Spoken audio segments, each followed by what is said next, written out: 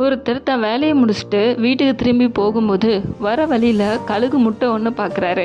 அந்த முட்டையை அப்படியே வச்சுட்டு போக மனசு இல்லாமல் அதை எடுத்துக்கொண்டு போய் கோழி முட்டைகளோட ஒன்றா வச்சிடுறாரு. அந்த கோழியும் அந்த முட்டை தன்னோடது தான் நினச்சிட்டு அடக்காத்து குதிலிருந்து குஞ்சும் வெளியே வருது. அந்த கோழி குஞ்சுகள்லாம் வயலில் மேய போகும் பொழுது அந்த கழுகும் தான் ஒரு கோழி குஞ்சுன்னு நினச்சி மேய்ஞ்சிட்ருக்கு. அப்போ அண்ணாந்து பார்க்கும்போது நிறைய கழுகுகள் வானத்தில் வட்டமிடுறதை பார்க்குது. அப்போ அந்த கழுகுக்கு ஒரே ஆசை, நாமளும் கழுகாக பிறந்திருக்கலாம்ல, வானத்தை எவ்வளோ அழகாக சுற்றி பார்த்து இருந்திருக்கலாம் அப்படின்னு நினச்சி அந்த கழுகு கூட்டத்தையே பார்த்துட்டே இருக்கு. அந்த கழுகுக்கு நான் ஒரு கழுகுங்கிறதே தெரியாமல் இந்த மாதிரி நினச்சிட்டு இருக்கு.